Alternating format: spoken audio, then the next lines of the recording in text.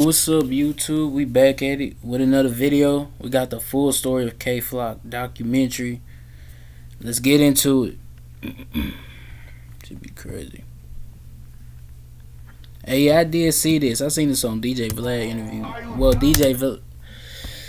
432 days have passed since K Flock surrendered himself to detectives for a murder that happened. I said DJ Vlad. I mean DJ Academics. He talked about this whole situation On December 16, 2021, while walking with his sister and her friend down 151st in Amsterdam. He crossed paths with another. Wait, it looked like he was finna walk inside the barbershop, but nah, he just kept it moving. I don't know, but how this whole thing started, but hey, it looked like dude that walked out of the barbershop was the aggressor in this situation. He was walking up and he got smoked.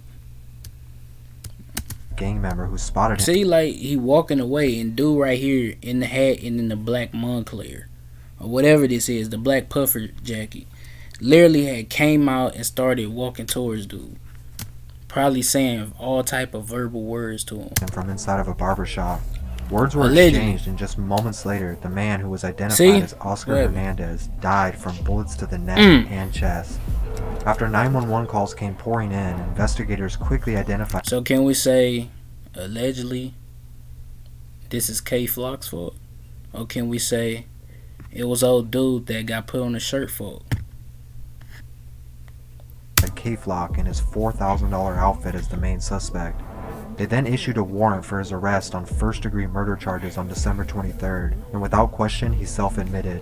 He was only 18 years old at the time. Shit, crazy. 3 days later, his lawyer already would caught a release a body. statement claiming the shooting was done in self. I literally had seen on my front home page a 13-year-old and a 17-year-old had got charged for double murder, and that's crazy, bro.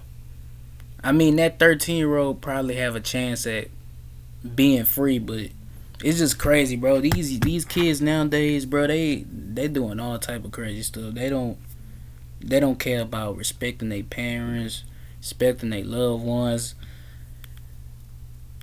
Man, it's just sad, bro. Like, for real, it's sad. It's just sad, bro. I don't even know what to say about this shit. It's just sad. Somebody walked out to confront him. It's all on video. When the guy hits the ground, he's got a dead ass. Like, would y'all still allow y'all kids to go to school? Like, I'm being real, since it got all these school shootings and all that. Like, back then when I was growing up, all I had to worry about was the fake fire drills and the hurricane drills. That was it. Now they got whole school shooting drills now. I ain't never grew up having to do that stuff. loaded gun crazy, that bro. was in his pocket that his hand was on at the time. We consider that to be self-defense. The surveillance footage that was released seemed to strongly back this up, seeing that he was the one who was approached and then threatened. Although his court date would continuously be delayed the entire 2022 year, it was likely he was going to beat the case and be released within a matter of time. But the feds had other plans, and they want anything but to see K Flock back on the streets of the Bronx. On February 23, 2023, the federal government stormed in and added a 15-page indictment on K Flock and 7 others, now being labeled the leader of an organized crime syndicate. The New York federal court is demanding that the 19-year-old rapper serve a minimum of life in prison or a maximum of the death penalty. They said dude was the leader of a crime syndicate. That's crazy, bro. The incident took place yesterday morning on We're gonna hop in the south and follow him. We're gonna put him in the truck and bring him to the block. It's Kevin Perez, copyright. born April 20th, 2003 in the Bronx, New York. Although the Bronx is the birthplace of hip-hop music, 40% of the borough lives below the poverty line, making it a hub for crime and gang activity. Unfortunately, he was no exception to that growing up in this environment. His mom says he tried to play sports, boxing, and was also into fashion, but she never expected him to become a rapper. He wanted to actually do clothing designs and stuff like that. I had him in boxing because that's what we do. Things like that, but nothing of music, ever. School never interested him either. He already had an early mindset of getting out on the streets, and he did so with the hustle of someone twice his age. At just 10 years old, he had already been outside hanging on the block. K Flock took note of what other rappers were doing at the time in Chicago, because while he was growing up in the Bronx, the Chicago drill scene was starting to take over. Although young, Hey yo, Chief Keef is literally like dead ass the creator of the whole drill movement. If you really think about it, who really started that shit off first? Chicago was doing it first, then New York picked up on it. Then you got people in what? The UK doing it.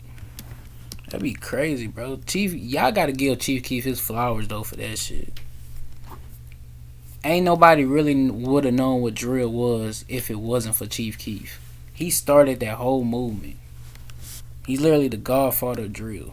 In his mind, he was old enough to start hustling and meeting new people in the neighborhood. Even though K-Flock was good at making enemies, he was even better at making friends.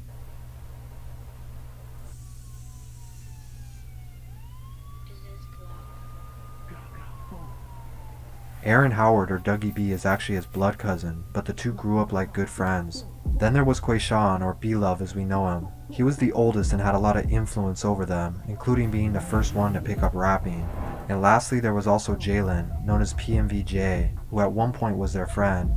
Needless to say, B-Love had already been in the streets and he had some connections and was already making a name for himself. To them, the streets were too much fun. This was their mindset at a young age. Being young and not fully understanding the lifestyle that came with it, losing family and friends was part of growing up in the Bronx.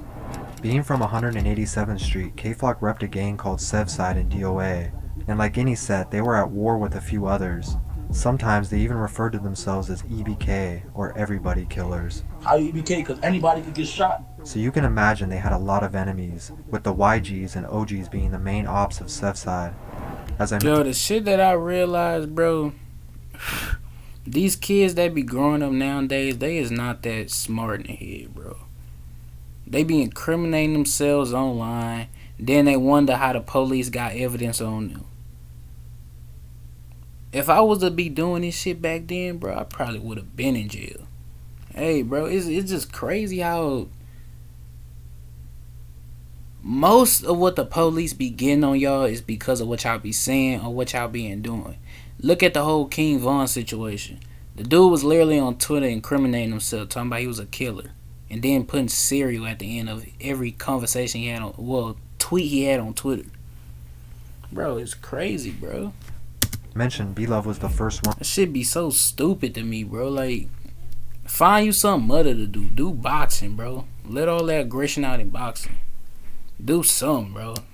To start recording music, but he didn't like the way his songs were coming out, so he ended up giving it up for a while and never That's my opinion, though. released the songs. Meanwhile, PMVJ would actually be the first one to find some success with songs like OMBK. Seeing that PMVJ could get views like that only made them realize they could do it as well, seeing they all come from the same area. Shortly after, B-Love ended up doing some time behind bars, later claiming that someone had snitched on him. This made him hate the street politics, wanting to pursue music more so he could leave that behind. But while this was happening, K-Flock was running his ops down in the streets and would even go live on Instagram, showing him in hoods he was going live where the police could see you. Somebody that's watching you knows somebody, friend that have parents that's police, and they probably watching your live, and they literally seen you finna go do a drive-by. Just stupid. If you could, literally, this was something that always been told me when I was young. If you could think, you would be deadly, bro. I promise you that. Think before you do some shit. Think before you say. Like, bro. wasn't supposed now look at you. You in a cell doing push-ups and reading books and eating ramen noodles all day. to be in, like he was bulletproof. I make it know when I'm on his side. Look, can't more than boys down. Look, boys still down there. Boys still down there. Although negative, this attention would actually put his name out there, so his reputation was quickly building. In just a few months, Flocka had made a few hundred fans that would watch his streams where he taunted his enemies. True to the streets, The huh? idea of making music still wasn't on his mind though. The streets had his full attention. I wasn't really the rapper, I was really the rapper right here. However, the atmosphere of New York's music scene was quickly changing. Before this, auto-tuned melodic rappers like A Boogie and Lil TJ had been setting the tone. But 2018 saw the rise of Brooklyn drill rappers who began using UK drill beats, giving a whole new sound that quickly took over the city. New drill rappers were popping up all over Brooklyn, while the Bronx was struggling to get anywhere close to that kind of recognition. But that was about to change.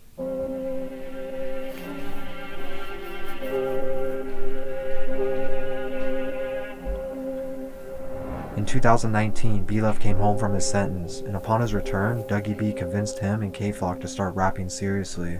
But things were only getting more complicated in the streets. At this point, their friend PMVJ started repping a new set, and Dougie B and others were upset about that. What is your reason why you don't like me? Why, bro? You used to stay on me. I used to take care of you, all that. Tell me why you don't like me, bro.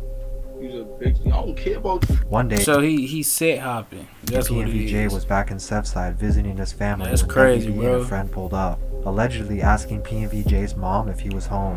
She, unknowing of the beef, told them that he was upstairs if they wanted to hang out. This would ultimately lead up to Dougie B taking the chain off of his neck and recording the entire incident. See the chain, I see the face. K-Flock, of course, would side with Dougie B, and the rest was history. Because of this, though, Dougie B would actually spend some time in jail for the robbery. With Dougie gone, B-Love and K-Flock were still in the streets looking for a way out. But for an undisclosed reason due to being a minor, K-Flock was then also put into a juvenile detention center for a short period of time. With B-Love the only one still holding on to his freedom, he began freestyling over drill beats until K-Flock came home. When Flocka was released, B-Love sat him down and told him he should really give rapping his full attention, and within time he booked a studio session for him where he recorded his first track. On May 26, 2020, K-Flock dropped that song, which was titled FTO, a remix to 22G's Blicky freestyle. The song amassed over 100,000 views due to the hype K-Flock had already been building in the streets, and now everyone wanted to hear him rap. 22G's even ended up giving him props for the remix, a huge success for his first song. 1 month went by and B-Love dropped his first official song as well, No Hook, which also saw about the same success. They now had a platform to grow off of and put the Bronx drill movement on the map. Dropping music at least once a month and collabing on many of them, their names were quickly becoming the talk of the city. They also made sure to shout out Dougie B in verses while he was still locked away, so his past music was also getting recognized and gave him a small buzz for when he got out. But with all the attention they were now getting, it was also putting an even larger target on their backs. Every song became more specific, targeting different ops, but this is also what made it so popular in the first place. They made it a point to help each other stay on track, and no matter what was happening in the streets, they had to keep recording music if they were going to make it out. Dougie B was released around August of 2020, and when he saw the momentum B-Love and K-Flock had built up, he quickly rejoined the mix. This is when things would really start to take off, kinda like a trio except they all had their own individual careers. In March of 2021, the three of them dropped their song, Brotherly Love. The first month it was out, it got over 1 million views and really put them on the map. I feel like a famous rapper from college. People from outside the city were now tuning in, and their fan base grew a lot after this. A big reason the music was catching on was because they didn't just copy the drill sound that Brooklyn was seeing success with, but rather they put their own twist on it, making it an entirely new sound. Though other Bronx rappers were getting views too, it was really these three who took it to that next level. From here forward, their songs were easily gathering millions of views every time. But make no mistake, they were still in the middle of a war. Things between Sevside, the YGs, and OGs was heating up, and the music was only adding fuel to the fire for all sides. Unlike most gangs that you've heard about in the past, the ones doing the most damage here in the Bronx were actually kids from the ages of 12 to 18. These kids are younger and wilder than anything you could imagine, and they're pulling triggers. Hey man, I be saying, I'm old, bro. So when I be seeing these young badass kids on the street, bro, I just be like, leave me alone, don't fuck with me. I'm an old head. I'm 21, but I'm still young. You know what I'm saying? I'm still old. I'm 21, but I'm old. I'm young, but I'm old. If you get what I'm saying, but don't mess with me, bro. K-Flock was having beef with his own cousin and rapper D-Thing, just because he was repping a different set, and that just shows how serious they took it. It just be sad that these parents don't be really disciplining their kid, bro. It be having instruction house. Sit their little ass down and talk to them. It's weird, bro. Okay.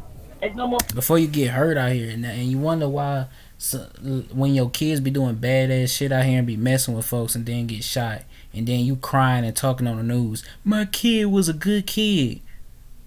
But all on his social media, he out here towing guns and holding up loan sums of cash. And talking about he finna slide on the ops. But your son is a good kid. He was an honor roll student. All A's. Free Dougie B, but it's gonna be an RIP. Crazy, bro. Then there was another situation with rapper E-Dot, who at one point was friends with K as well.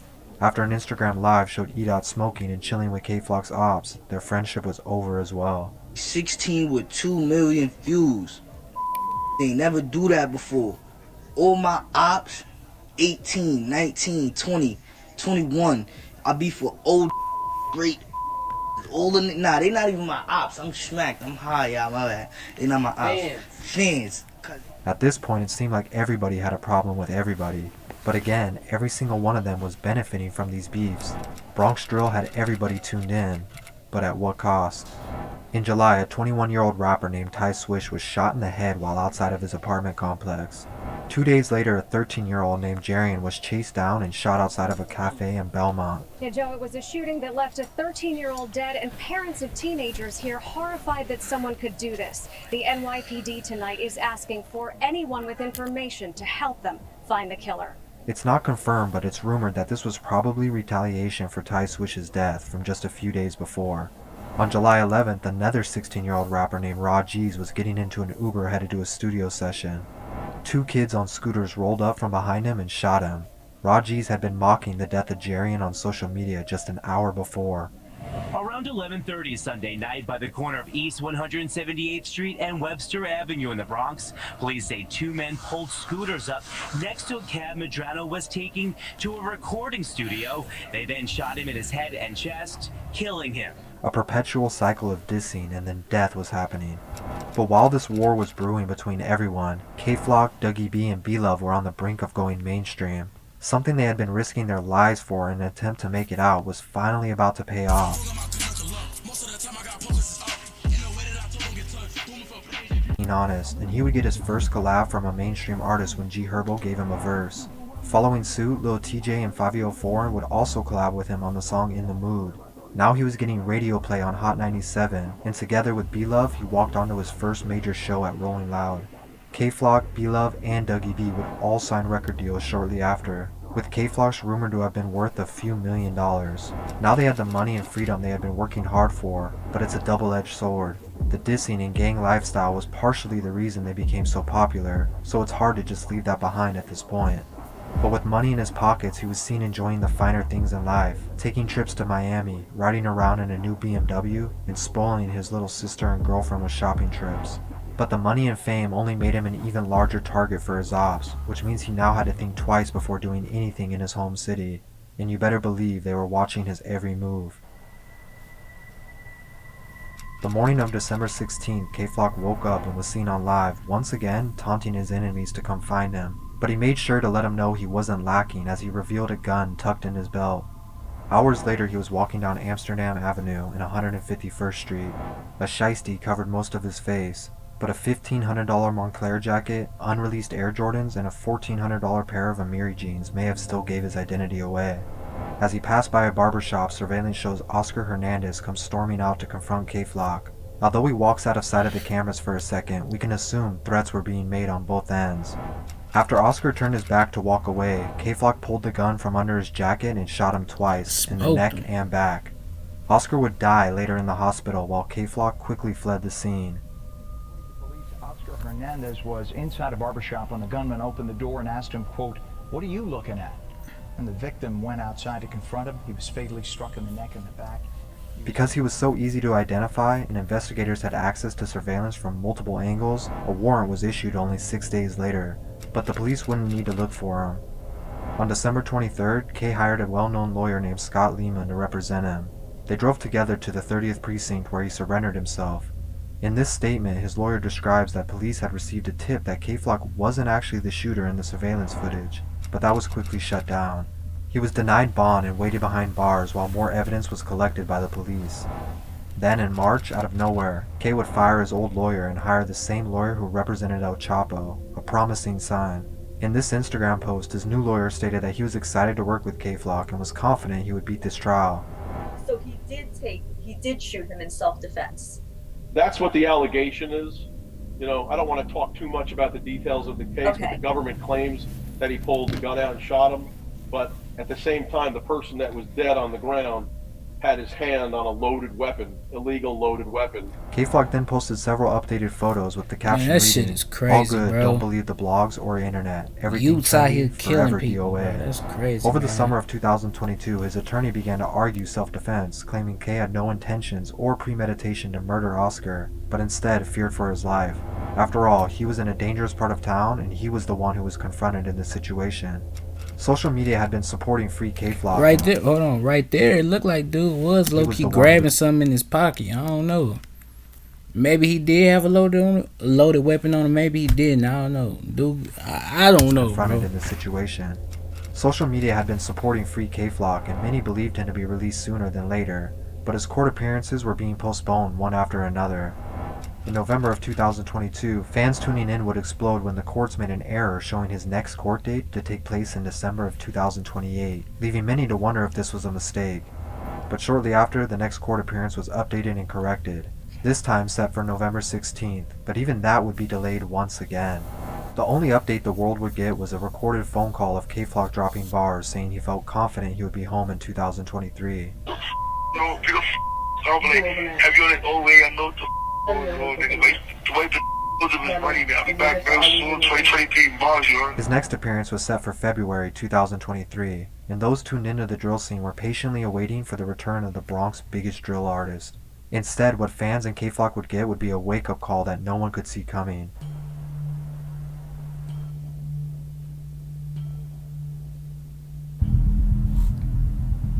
Early on the morning of February 23rd, before K was set to appear in court, the federal government would release a 15-page indictment on him and 7 others of the gang Sevside under the Racketeering Influence and Corrupt Organization Act, or RICO charges. And they hit his ass with a RICO charge. That shit. Yeah, buddy, you gonna be in jail for a while. For very serious accusations. Normally the evidence behind RICO charges go back many years, but in K-Flock and Sevside's case, it was only 2 years worth of evidence, leaving many to believe this was rushed in a desperate attempt to keep K-Flock away and locked up. Regardless, the government had gathered enough evidence against him and his entire gang, wanting to make an example out of all of them due to New York having some of the strictest sentencing and an image to uphold. New York wasn't taking a liking to the image that K-Flock and his music were giving the city. After all, this is the home of the stock exchange and some of the wealthiest people in the country. The last thing they want is kids glorifying murders in their city. My boy DJ Academics. You're not going to make the city where e-commerce and the stock market lives look like a crime-infested haven to the rest of the world. And when you're now a rapper and you're going on live to say, hey, I have a gun and I'm chasing it down, you're not going to do it in New York City. You can do this in Chicago. You can do this in Houston. You can do this in Miami. You will never in life do this in New York City. Now it suddenly made sense why K-Flock's court date was being delayed. What most initially thought would be no more than a few years quickly turned into a this minimum dude getting a mandatory life in prison or life death. sentence, with the maximum being the death penalty. Shit. Neither K or his defense have responded as of now, only a few recent photos of prison where K is seen here. Police are now gathering all 7 indicted members, and K-Flock's life hangs in the middle. He wanted to be the one who made the change for everyone around him, but at just 19 years old, he may have already lost the chance of being a free man. Yeah, I just want my whole hood to be on. I'm gonna be the nigga that make the change for everybody. I mean, it's cool to do shit for people, but trying to get your whole hood out the hood, bro, that's just stupid, bro. Cause there's always gonna be that one dude that's in your hood that's envy of you. Look at how many of these people that die. The most people that kills people is the people that's in your circle. I promise that. An outside person won't kill you as fast as the person that's in your circle. Your brother, your cousin, your best friend that you grew up from knee high. I swear, bro. I don't agree with that, man. That shit is stupid. Trying to get the whole hood out, bro.